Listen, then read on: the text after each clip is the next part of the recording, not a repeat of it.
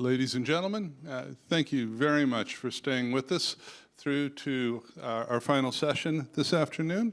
Very much looking forward to both of these presentations. This session is titled Mitigation and Treatment for Severe Respiratory Disease, and it will be chaired by APACI board member and Professor Hui-Ling Yin.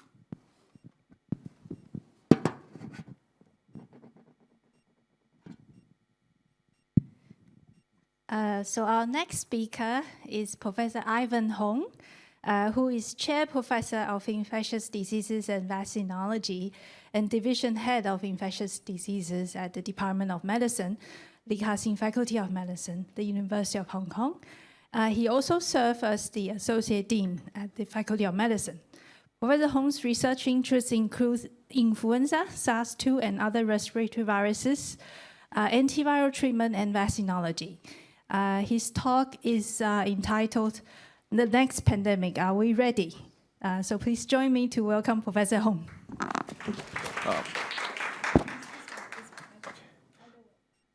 Thank you so much. First of all, I'd like to thank John for the very kind invitation, and of course, Hui-Ling for the very kind introduction. So, but I changed the title of my talk. In fact, initially I'm going to give a talk on RSV, but I find that the previous speakers actually have covered that already. So I changed it to my talk to pandemic. Are we ready? So this is my disclosure. So the synopsis of my talk will be on, first of all, talking about the threats. What kind of threats do we have? What are the likely pathogens? Followed by what kind of pandemic preventions could we do? And then medical countermeasures, and then finish off with a very summarizing with a roadmap. So this is the pandemics over the the last sort of thousands of years.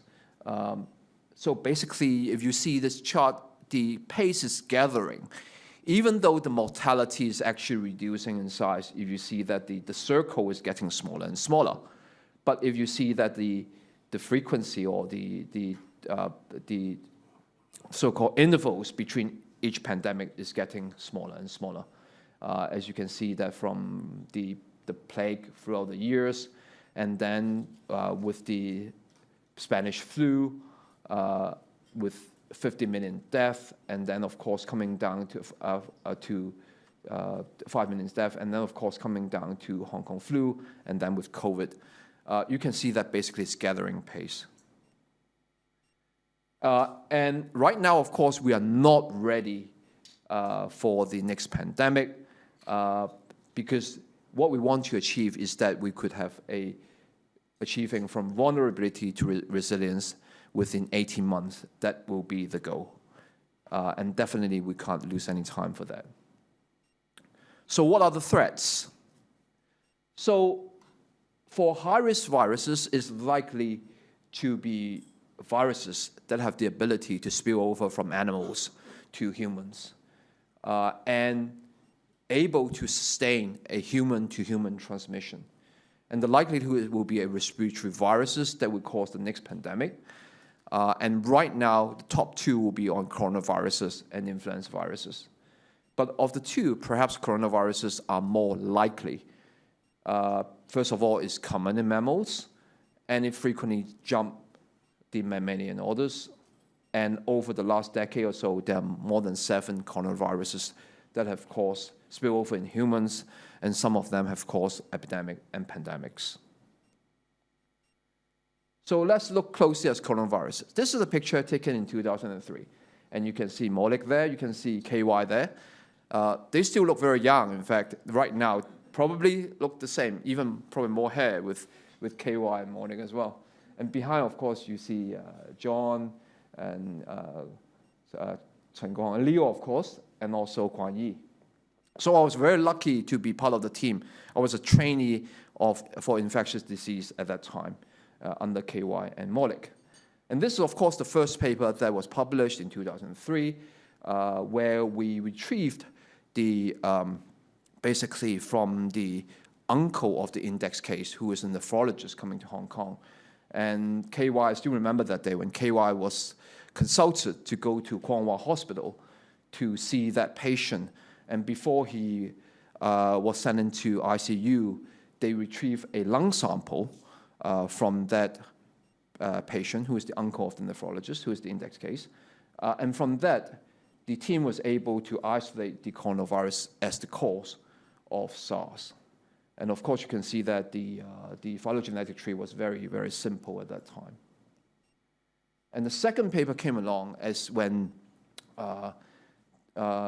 myself and Vincent, we went down to United Christian Hospital, and we saw 90 patients who was admitted from the Amoy Garden outbreak. And from that, we were able to retrieve, we saw every single of that patients, took the history, and then we managed to gather samples from them, respiratory and stool and urine samples. And from that, we were able to find out the whole so-called matching the viral load changes to the clinical pictures of those patients. And you can see that basically there are so-called like three phases. There is the viremic phase or cytolytic phase, where there is an increase in the viral load over the first week or so, followed by the immune phase, basically on controlling the viruses, and then the convalescent phase, which of course some of the patients develop severe pneumonitis in the second phase and ending up in ICU. Of course, there are some of them who died. And you can see that the viral load on the right-hand side, that it actually peaks in about day 7 to day 10. And that is something very different from influenza viruses. And I was, later on, I will tell you why it is so important in the management of patients with coronavirus infection. And of course, the research carry on. What happened, of course, is that the group at HKU led by KY, Susanna, and Patrick, they were able, with the help of the Department of Agriculture, they're able to help to catch these horseshoe bats, and then from then, we are able to identify, isolate the coronavirus-like virus in the horseshoe bats, and finding the possibility that is the origin of the SARS one. And of course, in about the same time, another group led by Professor Lin Wang at NUS, able to publish a similar paper illustrating that the bat coronavirus as a cause of SARS-1. The two papers actually separated by 1 week as publication. The KY's paper first, and then, of course, Lin's papers, very similar time. And then, of course, after that, there was the MERS outbreak that happened in Saudi Arabia, which the MERS virus is actually very similar to the HKU4 virus that was isolated a few years before that. And that causes an epidemic in both Saudi Arabia, in Korea, and also in China and North America. After that, of course, is the SARS-2 that out of the blue, it came out in 2019. And of course, it was first reported that the outbreak happened in Wuhan and then subsequently to the rest of the world. And many of these patients also suffer similarly with very severe pneumonitis. And of course, some of them died as a result. Looking back at the origin, the possibility is that the paper from George Gao from the Chinese CDC, where it basically looked at the isolations of both the viruses, from sampling, environmental sampling, and animal sampling at the Huanan seafood market in Wuhan, that possibly is the origin of the subsequent SARS outbreak. And from that sample, they were able to have 923 environmental samples. And from that, 74 of that samples were positive with SARS-2. That is almost exactly as the basically the SARS-2 being isolated from the early human patients. And then, of course, 88% of that is isolated in the red box area, which is the wet zone. The wet zone is basically where all the live animals are being caged, and including, of course, many of them raccoons, raccoon dogs, civet cats in those areas. And then, interesting, of course, is that the animal sample, 457 animal samples, were all negative. And from that study, what they conclude is that the origin of the virus could not be determined. However, it's likely that the market actually acts as an amplifier of transmission. A subsequent paper published in Cell, using the sample from these taken early on by the Chinese CDC, also able to define that there are many different kind of animals, wild animals, being isolated apart from the SARS-CoV-2 in the environmental samples. And many of these DNA was actually including raccoon dogs and also civet cats and many different wild animals and snakes. And it's likely that these animals could be an intermediate host of the SARS-CoV-2 outbreak. And then another interesting article published more recently is to look at the origins of SARS-1 and SARS-2. And this papers basically were able to find that the fragments of human SARS-CoV-2 shared a very recent common ancestors with the best viruses. So it's likely that the SARS-1 and SARS-2 originate from the best coronaviruses. The SARS-1 was originate from the western part of China in Yunnan province. And then, of course, the SARS-2 is from the best coronavirus isolated from northern Laos. But if you look at the travel of these bats, these horseshoe bats, it's unlikely that they could reach the subsequent places of outbreak. The SARS-1 in Guangdong, and of course in Guangzhou, and then of course the SARS-2 in Wuhan.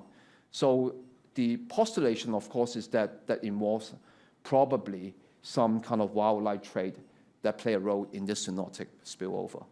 And of course, this will be important in the control of these outbreaks in the future. So how do we prevent the next pandemic? Most important, of course, is to reduce the interaction between human and wildlife. And of course, that wildlife trade and wildlife consumption should be banned. And of course, these bannings should be sustained after these so-called outbreaks. The other thing, of course, is engineering viruses for human adaptation should be strongly regulated. And these are the three papers that published in Science and Nature in 2012 about engineering and adapting the H5N1 avian virus in human. And again, these experiments are very dangerous, and this should be regulated very closely, and perhaps, in fact, should be banned. The other thing, of course, is we need to work together to prevent the next pandemic. And one of the things, of course, is global surveillance will be very important to look at the human-animal interface and sharing of data.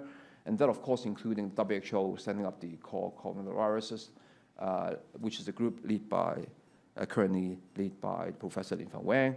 And of course, we at HKU, we also form one of the pandemic research alliances with collaborators from Melbourne, from Columbia, from Tsinghua University, from NUS, and where we're working and of course from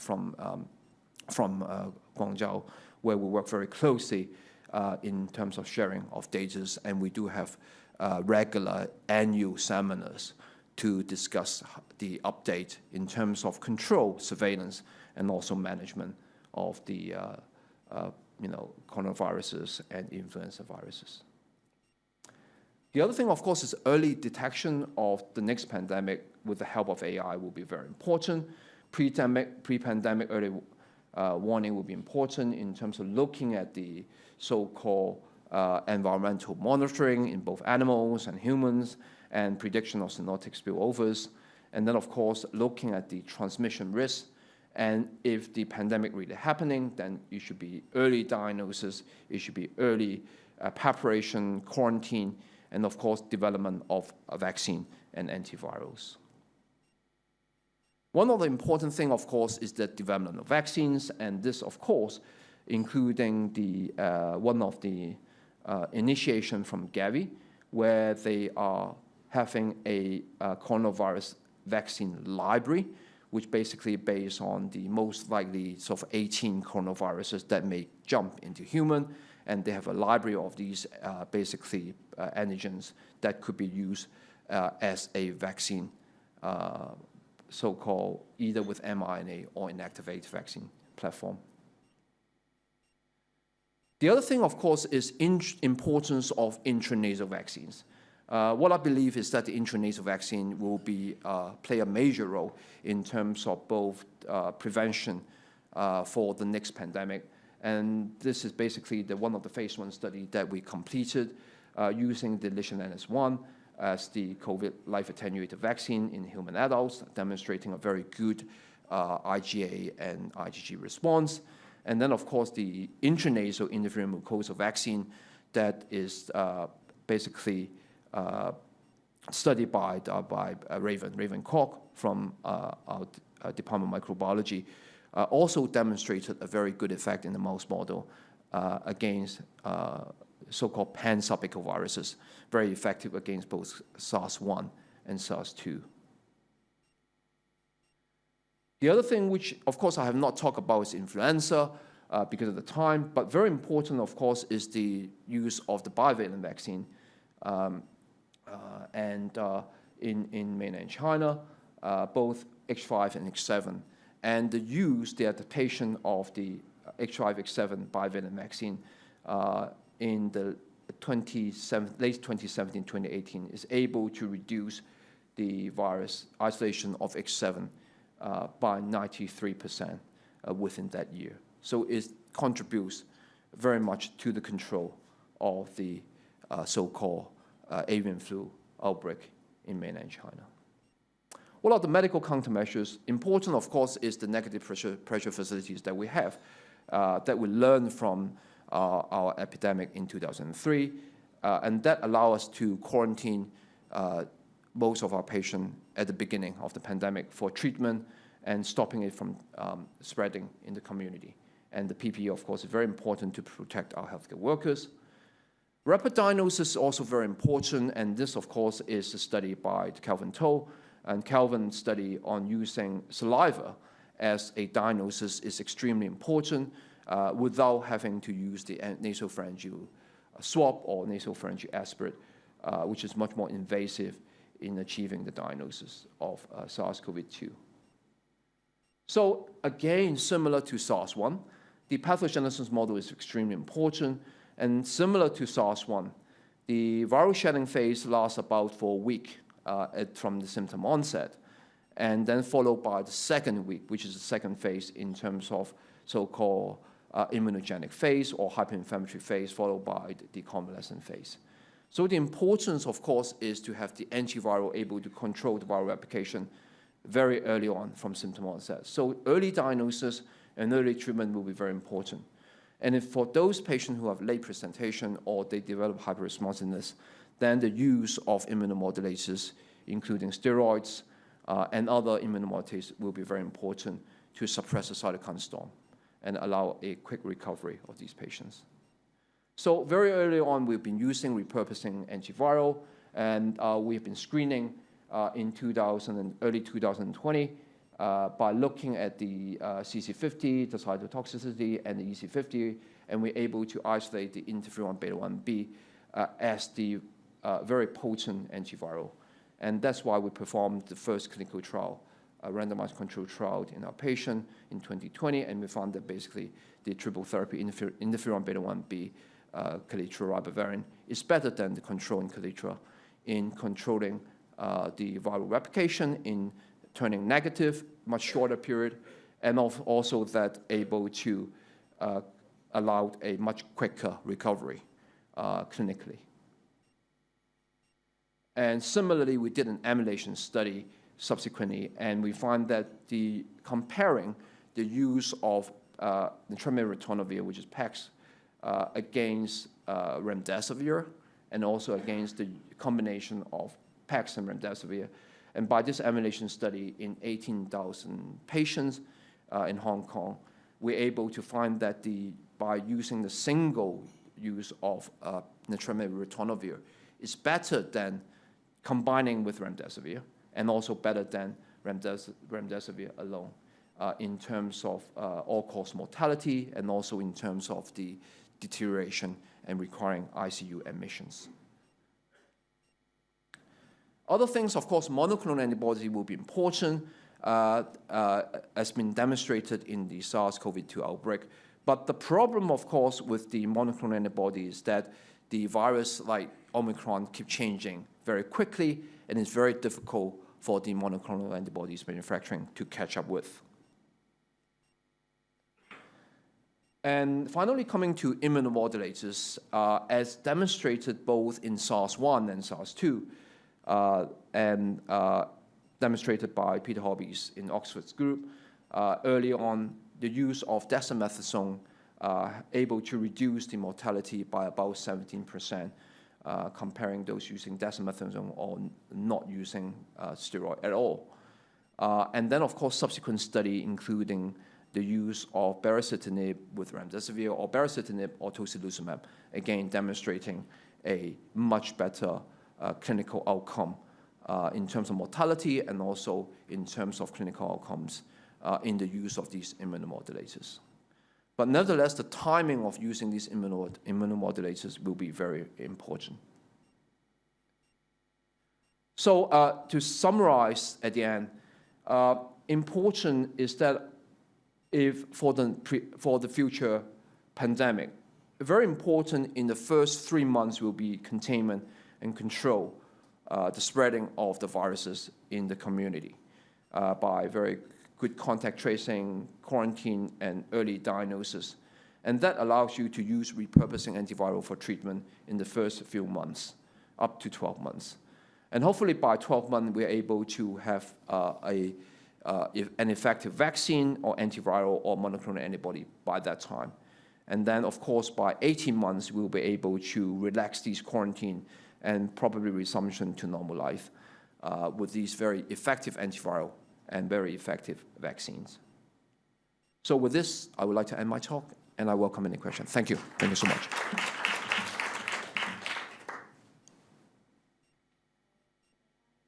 May I invite questions, please? Any questions? Yes, Paul. So I'm going to ask a question which some of the people in the audience from industry are probably going to ask you as well. The question is about stockpiling. And what is your philosophy or Hong Kong's philosophy on stockpiling in terms of vaccines and therapeutics? Well, I thought for vaccines, we don't really so-called stockpile vaccine, but I think the Hong Kong HKSAR government is very, very efficient in that we were able to basically brought in the two vaccine, which is one is the Sinovac vaccine, which is an inactivated vaccine, and of course the Moderna vaccine, the Pfizer vaccine very quickly. So we don't actually stockpile, we basically keep ordering because the vaccine keep changing. In terms of antiviral, what happened in the first year or so, we've been using repurposing antiviral. So again, that doesn't need stockpiling. But when it comes to an effective, like when using the nitramid ritonavir or molnupiravir, we actually had some kind of stockpiling. The government was very decisive, and we were able to order quite a big purchase at that time. And very fortunate is that we were able to carry out stability study, even that the antiviral after 2 years or 3 years it still remains quite stable. So as a result, we were able to use that antiviral for quite a long period of time after the big purchase. So I would say probably not a stockpiling, but probably you need to have depending on your population, you need to have a so-called big purchase that will be adequate to cover maybe for the first 1 or 2 years period during the pandemic. Any other questions with the audience? If not, then there are two questions from the internet. So one of the question was wondering if you can comment on if there are viral determinants that is actually differentiating SARS-1 and SARS-2, and then their epidemiological outcome is very different. Whether you have any comments on that? Well, I think SARS-1 is not a very effective virus in terms of human-human transmission. And the mortality is actually quite high, up to 10% at that time. So judging from a viral perspective, is not a very successful virus. So as a result, the virus sort of basically fade out, is basically died out as a result. Whereas for SARS-2, it's a very different virus because it keeps changing, mutating very quickly, and is able to adapt to human very, very quickly. So as a result, the transmission is much more effective. And on the other hand, it does not cause such a, because it's very well adapted to human very early on. So as a result, it doesn't cause a lot of relatively, compared to SARS-1, cytokine inflammation and also pneumonitis. As a result, it becomes a very effective virus. So it's these kind of effective virus that we should be, really aware of. And these are the successful virus that's likely to cause the next pandemic. And then another question is about the PPE for pandemic preparedness, and then also whether there's a need to, stockpile PPE in advance, and then how do we maintain trust? Because apparently there is a need to have sufficient PPE, and then that can be provided to the healthcare workers. So that link question is, what is a better approach that will maintain a trust? I think important thing about PPE is that I think every hospital should have sufficient PPE to perhaps cover maybe a few months, and of course these PPE right now, it could be used, in, for endoscopy unit, for the infectious disease, ward, or some of the so-called isolation wards. We are using these PPE. So basically, there's a constant supply of those. But during the pandemic, I believe that you should perhaps stockpile for a few months at least. Important, of course, is that right now, I think the supply chain is actually very good. If you look at the so-called the speed of manufacturing, especially in mainland China, is very, very quick. So I don't think there's a worry that there will be a shortage of PPE. But the important, of course, is that if you could have enough PPE for at least for maybe 3 or 4 months, that will be important to protect, especially your healthcare workers. I think we learned from our mistakes in SARS-1, and in the SARS-1, I still remember we have to wear the N95 mask for 1 week using the same mask. Afterwards we have to hang them out, and then but in SARS-2, because we actually stockpile enough for a few months, we were able to change the mask daily. And the negative pressure facilities, of course, is extremely important in protecting the healthcare workers. What I believe is, I think from SARS-2, we don't actually have any nosocomial infection, at least for the first 2 years in Hong Kong. And this has been, we learned from our experience in SARS-1. And then the next question is, what is your view on the upcoming COVID-19 vaccine gap in September 2026 in Hong Kong? Well, it's always difficult we always lag behind in terms of the viral evolution. So right now we have the LP.8.1 vaccine. The next one, of course, will be the XFG, which is already gone. Now it's MB.1.8.1. So I think it's extremely difficult to catch up. But Important, of course, is to have the closest match. That will be important.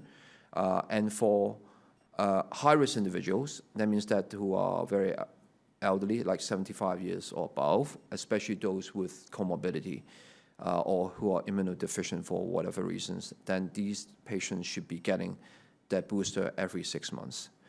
But in terms of catching them, I think it's extremely difficult. But fortunately, the virus on its own, the virus itself is getting weaker and weaker. And even we have a couple of cases that was admitted to Queen Mary in the last few months. Most of them are very mild cases, and in fact, all of them recover from the infections. Thank you, Ivan. If no further questions, please join me to thank Professor Hong for his excellent talk. And it's my great pleasure to introduce our next speaker, Professor David Hui, and this is also our final talk of the day. So Professor Hui is the Stanley Ho Professor of Respiratory Medicine, Department of Medicine and Therapeutics at the Chinese University of Hong Kong. He's also the director of the H. Ho Research Center in Infectious Diseases and Stanley Ho Center for Emerging Infectious Diseases at the School of Public Health and Primary Care, Faculty of Medicine, CUHK. Professor Hui is an expert in clinical management of emergent severe acute respiratory infections and participated in the development of multiple WHO treatment guidelines for influenza and MERS-CoV. His talk is entitled The Role of Immune-Modulating Agents for Influenza. Professor Hui. Yep, thank you. I would like to thank APACI for the invitation to give this talk and thank Hui-Ling for your kind introduction. So I'm going to review a number of immunomodulating agents that have been tried in influenza.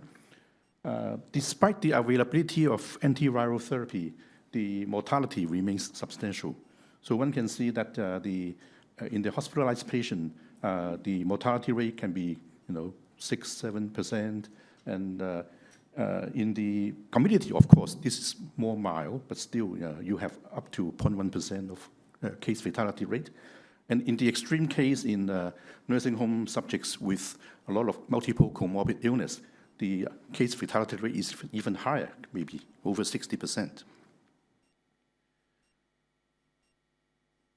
Now, although oseltamivir has become by default, the gold standard treatment, surprisingly, some data released by the REMAP-CAP last week really was surprising. They have done a schedule adaptive analysis and found that by day 90, the mortality, which is the primary endpoint, 19.4% of critically ill patients who received oseltamivir died, compared to 13.7% in the control group. So this is actually quite alarming. We don't know the details. It was presented in a critical disease conference, but we're waiting for the details. But this is actually quite surprising and alarming. And I think there are also some people in the media asking for withdrawal of oseltamivir for treatment of critically ill patients. So anyway, now, what about the combination? Well, combination antiviral treatment has been published in the Flagstone study. One can see more rapid reduction in the viral load with oseltamivir plus baloxavir compared to oseltamivir plus placebo. However, in terms of the clinical endpoint, there was actually no difference in terms of time to clinical improvement. And that could be due to, of course, cytokine dysregulation, and also the fact that there was delayed use of baloxavir in this study. Only 39% of the patients actually received baloxavir within 2 days of symptom onset. However, in a post-hoc analysis, in patients infected with H3N2, the combination treatment actually achieved a shorter time to clinical improvement in the H3N2 subgroup. And the dual antiviral group also lower the mortality compared to the mono antiviral group. So, but still, despite the combination treatment, you still can have unfavorable outcome, maybe because of cytokine dysregulation. So in fact, some years ago, we actually looked at the plasma levels of a number of cytokines and chemokines, comparing those who actually have pneumonia, influenza pneumonia, the data in red, compared to those who came in with influenza but without pneumonia radiographically in blue, data in blue. So you can see that those who have influenza pneumonia, they have a higher level of plasma IL-6, IL-8, MCP-1, etc., compared to those without pneumonia. And in collaboration with colleagues in Singapore and Beijing, we actually pooled a number of subjects together into quite a big cohort. And we noticed that the patient who received oseltamivir early, like within 2 days, they actually have better survival compared to those who have slight delay, like less than 5 days, within 5 days. Still, there's some benefit if you prescribe oseltamivir within 3 to 5 days. Now, what is more interesting is that almost a quarter actually received systemic corticosteroid. So these were quite ill patients hospitalized in hospitals. So almost a quarter received steroid. And bacterial superinfections actually occur in about 11% of their cases. And bacterial superinfections increase the risk of death in this cohort study. And the use of steroid actually increased the risk of superinfections and risk of death with the adjusted hazard ratio 1.7 when controlled for the indications. And then in the observational study in Canada involving Canadian ICU, the use of systemic corticosteroid was also an independent risk factor for increased mortality. And this is data from mainland of China in patients who had infection with H7N9. And my friend Chao Bin is able to show that higher dose of corticosteroid was associated with higher mortality and longer viral shedding in patients with H7N9 viral pneumonia. So the so-called high dose is defined as more than 150 milligram per day methylprednisolone equivalent. And you can see that the 30-day mortality and 60-day mortality were actually quite high, like 38.5% for 30-day and 50% 60 days. But if you look at those who had lower dose of steroid, like 25 to 150 milligram per day, the case fatality rate is a bit lower. And then if you look at the viral shedding, those who received higher dose had a prolonged viral shedding to 15 days compared to only about 12 days in the control group and 13 days in the group that received lower dose. So the use of steroid, there are some signals that it's harmful, right? And this is data from the Cochrane database systematic review published in 2016. And you can see that the use of steroid actually had an odds ratio about 3 for mortality. Another systematic review and meta-analysis also showed that the use of steroid had a relative risk of death 1.75 times. And also the corticosteroid use is linked to a 1.98 times higher rate of secondary infection in the hospital and longer ICU stay. So all these signals suggest the use of steroid may increase mortality and be harmful. And there is increased mortality signals, impaired viral clearance, increased risk of secondary bacterial superinfections. And at the time of the publication, there was also lack of supporting RCT data for the use of steroid. But recently, the REMAP-CAP also released their data on the use of steroid in patients with severe CAP. The REMAP-CAP trial, they look at the patient admitted to ICU with severe CAP. And in this study, they evaluated a fixed 7-day course of IV hydrocortisone, 50 milligrams 6 hourly, compared to standard of care without steroid. And in this study, they also have the design to estimate the distinct treatment effects based on whether the patient presented with influenza and shock. Now, the enrollment for this specific steroid arm actually was stopped early for futility because there was a less than 5% chance that the steroid treatment would yield a greater than 20% relative improvement in the primary endpoint. And the primary endpoint was the 90-day all-cause mortality. In the final analysis, the overall mortality was actually higher in the steroid group at 15% compared to only 9.8% in the steroid group. So again, this harmful signal from the RCT. And when they actually dissect the data, there was clearly lack of efficacy in influenza. The probability of a more than 20% relative reduction in 90-day mortality ranged from a very low 7.1% down to 3.3% across the influenza and shock subgroups.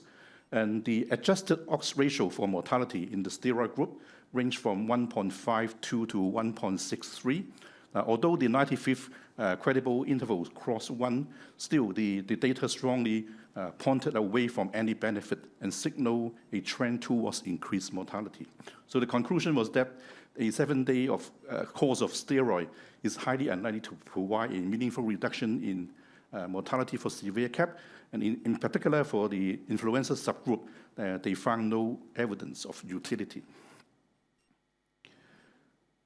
Now, this is data from the pandemic H1N1, and one can see that people who survived were able to mount higher antibody response compared to those who died.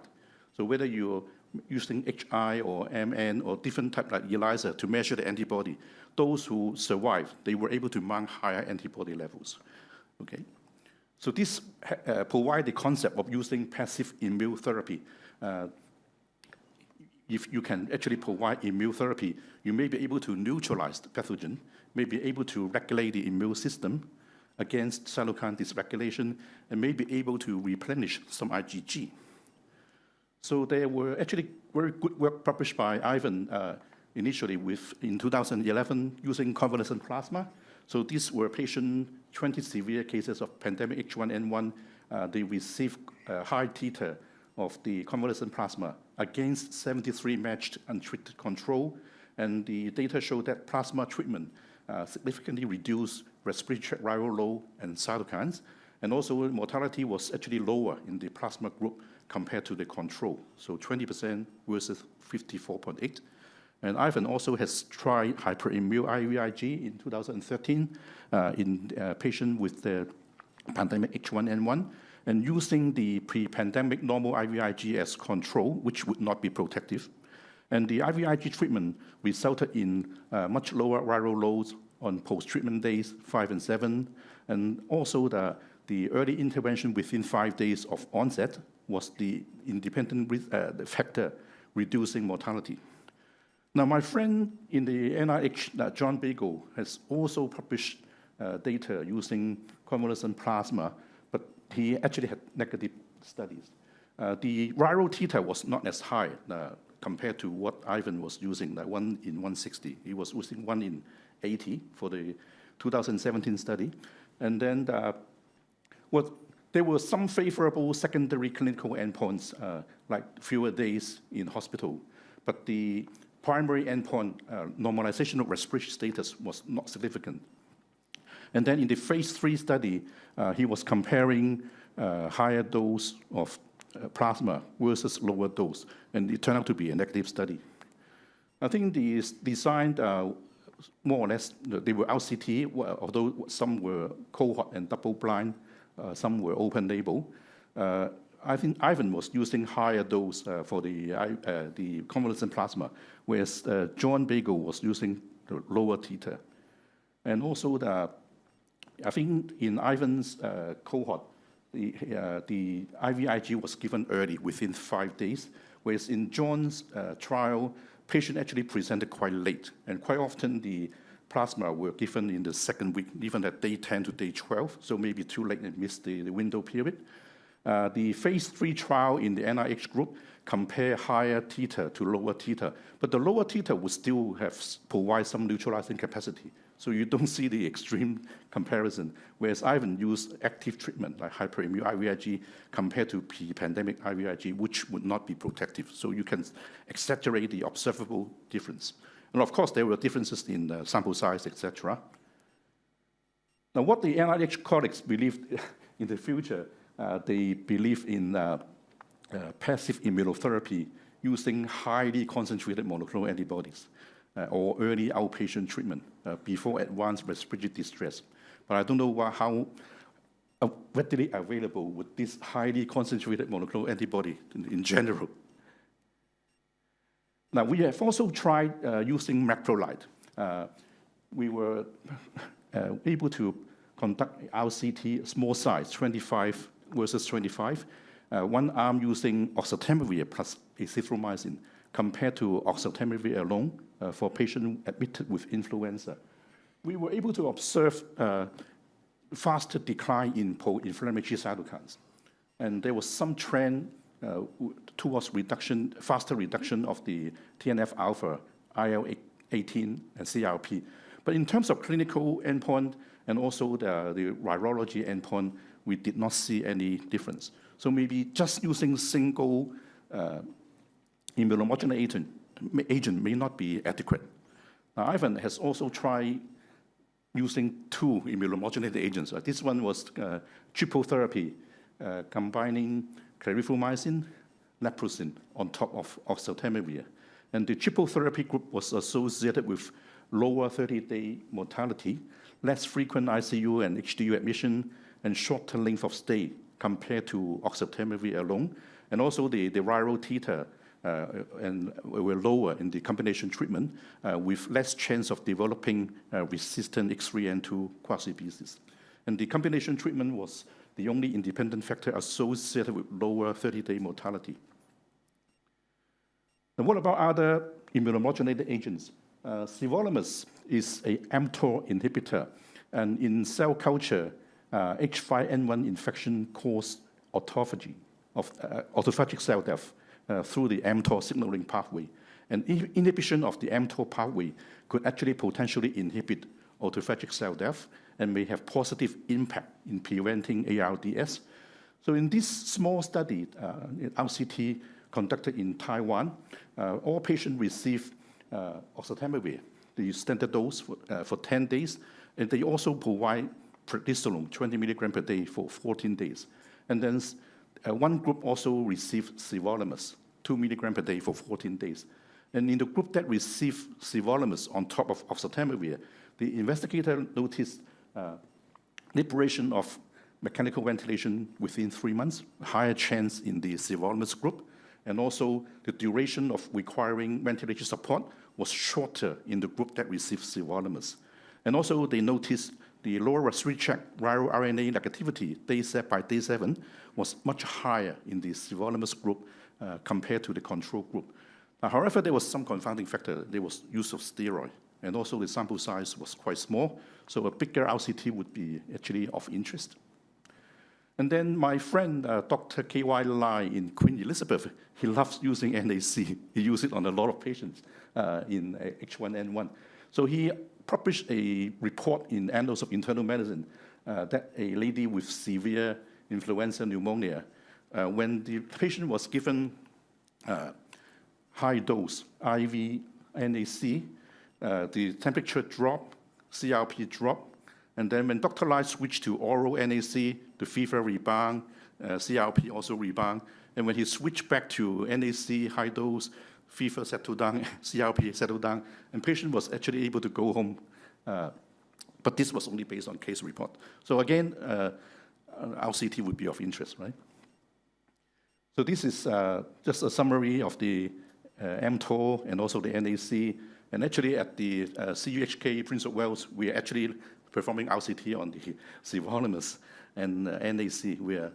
We have just completed recruitment for the sirolimus group, and we are halfway for the NAC RCT. But I have looked at the prelim data. The clinical endpoint using adding sirolimus was not impressive. And we are actually looking at the virology and cytokine endpoint for the time being. Now, what about the use of other agent, nitazoxanide? This is an oral anti-parasitic drug with immunomodulating effects. It can actually upregulate interferon and various interferon-inducible genes and specific influenza inhibitory effect to block the hemagglutinin maturation. So this paper, actually, this RCT using different dose, and the investigator was able to show that using 600 milligram BD for 5 days was associated with reduction in the duration of symptoms in patients with acute uncomplicated influenza. Okay, so the 600 milligram dose shortened the duration of symptoms to 95.5 hours compared to other dosage or placebo.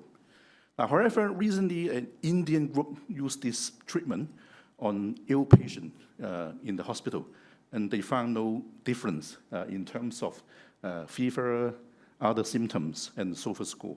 Okay, so but of course the sample size is not big, only 34 patients compared to 33 control using oseltamivir alone.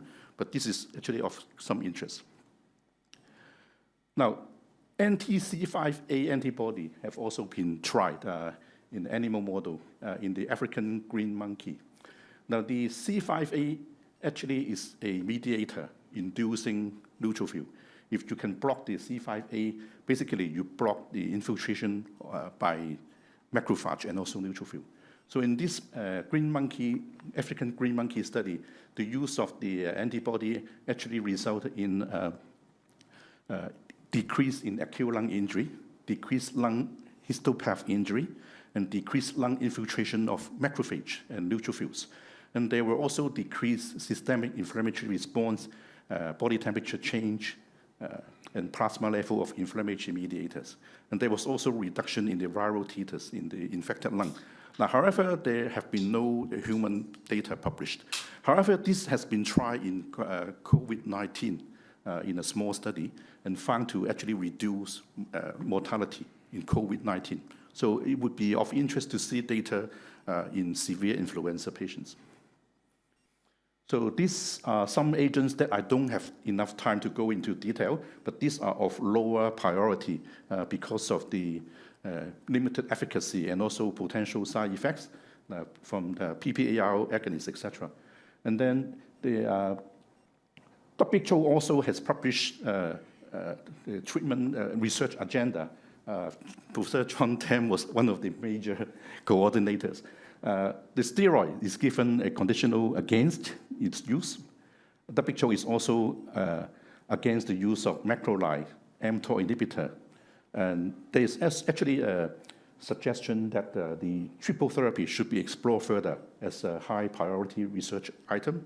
The use of convalescent plasma also conditionally against.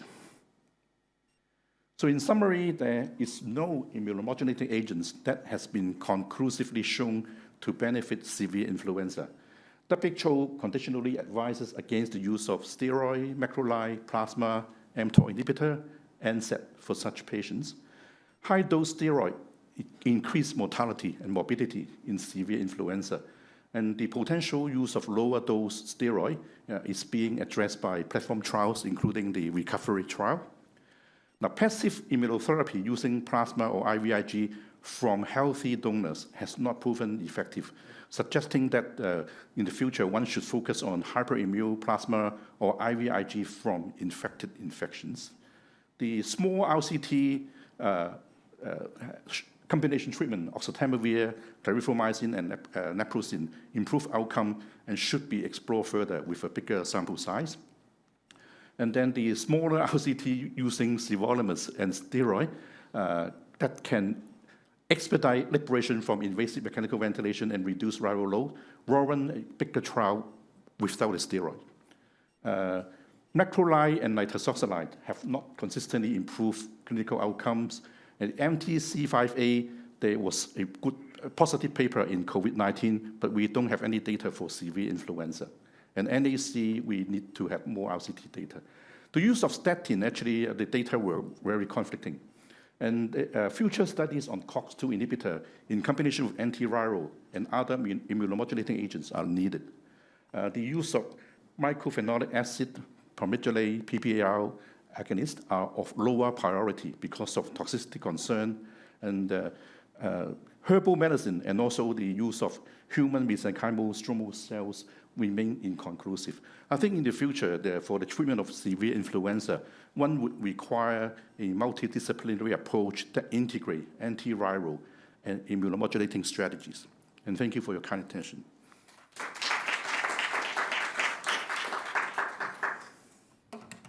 May I invite the audience to give questions? Any question? Okay. So maybe I can start with one. So Professor Hui, seems that early diagnosis seems to be an important thing, or early treatment. So in your thought, how can we do better in that regard for a early treatment to be given? Well, nowadays we have multiplex PCR, so in terms of diagnostic speed, I think we are actually much better now compared to previously. The problem is the worrying data from REMAP cabinet for the very ill patient. The use of oseltamivir turned out to be quite negative. So I would actually, I would be very interested to see the data from the recovery trial, the use of oseltamivir, the use of low-dose steroid, and other immuno-modulating agents, whether this would be of help. And also regarding the low-dose corticosteroids, of course, we are still waiting for the results. But at least for the high dose, we know it is harmful. And then, so I guess my question is comparing COVID and influenza. Yeah, what is your feeling about these two viruses and their pathogenesis? And it seems that corticosteroids seems to be offer benefits, right? And then not so much for flu. For influenza, they have different viral kinetics, as you know. Influenza peaked around 48 hours and then came down, but that also triggered the cytokine storm quite early. Whereas SARS-CoV-2, the viral load peaked in the most cases that we see in the hospital, day 3 to day 5. So you have a longer window period before you see the cytokine storm. So that probably is why the low-dose steroid, baricitinib, anti-IL-6 still play a role in modulating the immune response. But for influenza, even with the double dose, there are also data from triple therapy, from John Bagel. Again, you see quicker reduction in viral load, but no difference in the clinical endpoint. I think cytokine dysregulation occurs much earlier in influenza. That makes it more difficult. And then we have questions also from the online.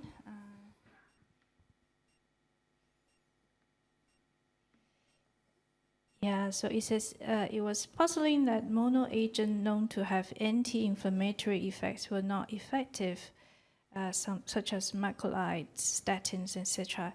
Can you comment on that? Yeah, there are quite a number of studies looking at the addition of macrolide, and mostly turned out to be negative in terms of clinical outcome. You may see some rapid reduction in plasma cytokine, as we have shown, but a single agent probably has limited role.